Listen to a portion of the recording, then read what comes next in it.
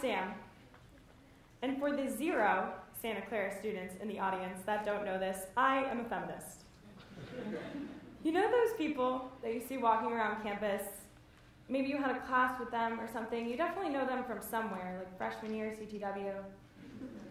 Feels kind of impolite not to say hi, but you definitely don't remember their name. Yeah, those people in my life know that I'm a feminist. So why am I so proud of it? What does it mean to be a feminist? Well, if you ask televangelist host Pat Robertson from the 90s, the feminist agenda is not about equality for women. It is a socialist, anti-family movement that encourages women to leave their husbands, kill their children, practice witchcraft, destroy capitalism, and become lesbians.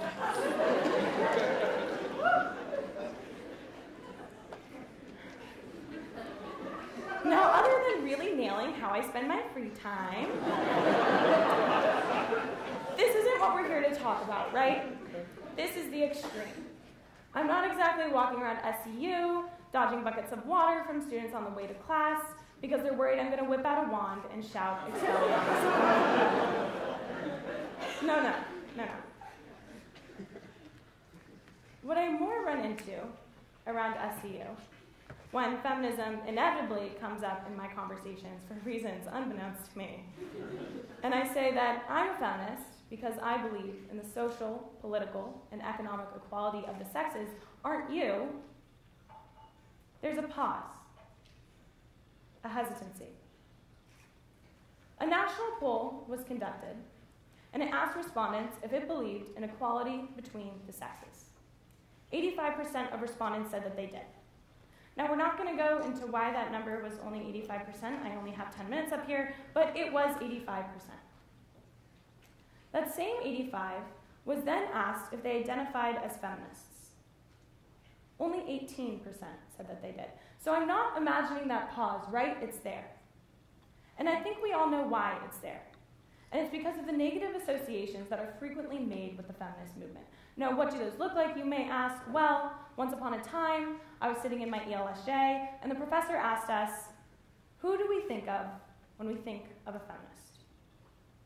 And after playing that game that we as students always do at 2 p.m. on a Friday of who's going to give up first, a student finally raised their hand and said, you know, I think of somebody who's really pretty liberal and quite angry.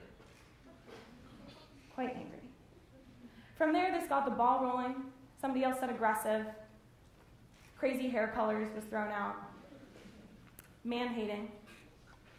And of course, sprinkled amongst these was some more positive sentiments. I mean, by the time I got around to shifting my then lavender-colored hair out of the way and adjusting the National Democratic Party pin that was on my shirt. No, I'm kidding. The pin was on my backpack. Anyway, the point is, yes, some positive things were said, but for the most part, studies have shown that it's these negative associations that are readily made with the feminist movement. So that kind of brings us as to why we're here today. We're here to ask ourselves if these negative associations deserve to be made with the feminist movement. If feminism has given us just cause for thinking that it is man-hating, that it is aggressive, that it is angry, should we be making these ties with feminism? Well, I think the first place to start in answering that question is the definition of the movement. The Merriam-Webster dictionary defines feminism as the theory of the political, social, and economic equality of the sexes. Now, the Oxford Dictionary and the Stanford Encyclopedia of Philosophy have their own definitions going on, but for the most part, they all say this. So nothing in here, right? Nothing about needing to hate men or be angry. So if not here, then the next place to look, where it might make sense, is yes, feminism is a political movement, but it's one that's predicated on critical thought and academic theory. This means that there are scholarly works available that talk about the values and the ideals of feminism, what makes feminism feminism. And these scholarly articles are peer-reviewed.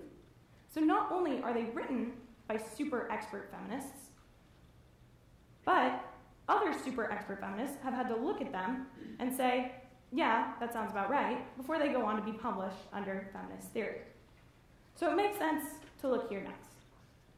So to dive into those, Bell Hooks, a prominent feminist theorist, says that to be a feminist, in any authentic sense of the term, is to want for all people, female and male, liberation from sexist role patterns, domination, and oppression.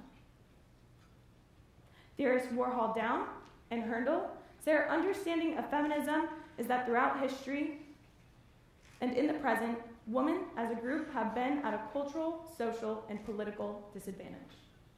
That this situation comes about as a result of patriarchy, in which women and men have colluded equally. It is the responsibility of the feminists to take action toward rectifying this oppression of women and other marginalized groups. The last theorist that I'll reference is Gloria Anzaldúa, a Latinx scholar who discusses at length the problematic nature of a phenomenon known as machismo. Machismo is something highly relevant in Hispanic culture that basically says men are not men unless they are dominating heads of households who are failures if they are unable to provide for their families. They are forced to solely act within masculine constructs, unable to express themselves in any other way without facing ridicule or being seen as weak. So not in here, again, the man-hating, the aggressiveness, the anger. Quite the contrary, actually. So if not here, if we can't find these negative associations in the definition or the scholarly works behind the movement, where did we get these from? They had to come from somewhere. Well, in order to find the beginning of a negative association, it might make sense to go back to the beginning of the word. In order to do that, we have to go back to 1892, where the first International Women's Conference was held in Paris, France. Here, the French coined the term feministe, which roughly translates to feminism in English.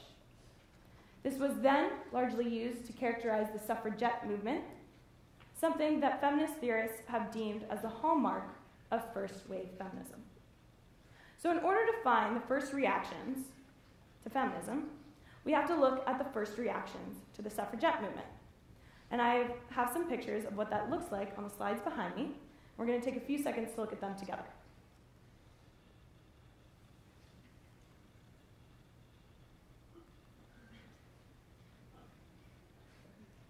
So I'm sure you know where I'm going with this. It's women being angry, being aggressive, and hating men. So it's not from the definitions or the scholarly works that we're getting these negative associations from, but from the very people who opposed the movement in the first place, because they didn't even want to give women the right to vote. Now I know what you're thinking. Sam, that was 100 years ago. Feminists have committed many an action since then that have led us to reasonably tie these negative associations with the movement. But I want to challenge that by saying we just went over exactly what feminism is, according to the definitions and the peer-reviewed scholarly works. And it's not man-hating. It's not angry. It's not aggressive. Now, sure, are there feminists out there that hate all men and think that they are all evil beings created by the devil? Yes. Big time. But one condition does not necessitate the other. Today, we've looked at plenty of reasons as to why feminism isn't these negative associations, and it doesn't deserve to be made out as such.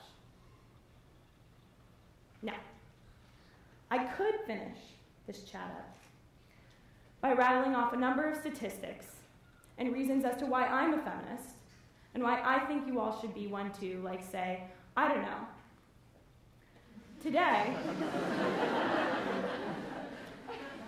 Today, women are punished exponentially more than their male peers when exhibiting the same qualities in the workplace. When showing forcefulness or assertiveness, women's perceived rates of competency, status, and worth drop far more than their male counterparts. With perceived worth for women when exhibiting these qualities, qualities that you need to have if you wish to rise to leadership or managerial roles in the workforce, dropping over $15,000, with a man's dropping just a little over $6,000.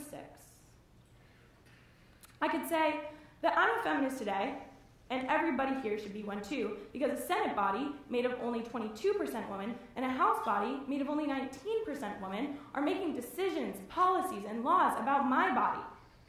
And this number looks even more dismal for women of marginalized groups. I could end by saying that everybody here should be a feminist today because this isn't where the lack of representation ends. Because in the corporate sector, only 6.4% of Fortune 500 CEOs are women. And I could end by saying that it is so important to be a feminist because women today can't even attend their own academic institutions of learning without fearing for their safety. Because the United States Justice Department came out with a statistic that 1 in 4 women will face some sort of sexual assault by the time that they cross the stage to get their diploma.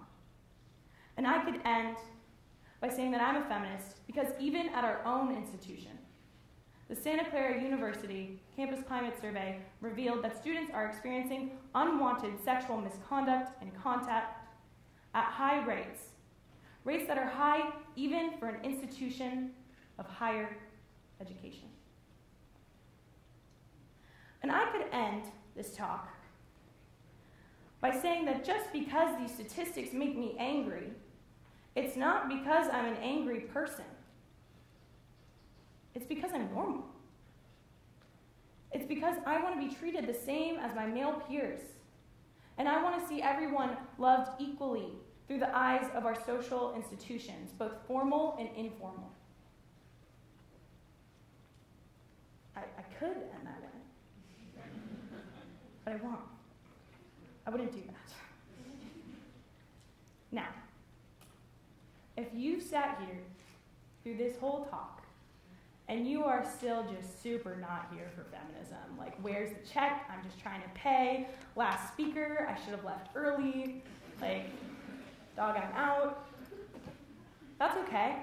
I mean, I still won because I made you pay to hear me talk about something for 10 minutes that most people can't get me to shut up about. But okay. I didn't start this talk thinking that all of you were going to rise out of your seats, dress up in Rosie the Riveter costumes, and shout Gloria Steinem quotes to anybody who would listen. I mean, who would do that? Crazy person. No. Instead, what I want from you when you leave this talk is that you engage with the hard definitions and the scholarly works behind feminism, and not the negative associations that are so readily made with it. If you ever find yourself answering the question, why you're not a feminist. Have a great night, everybody. Thank you so much.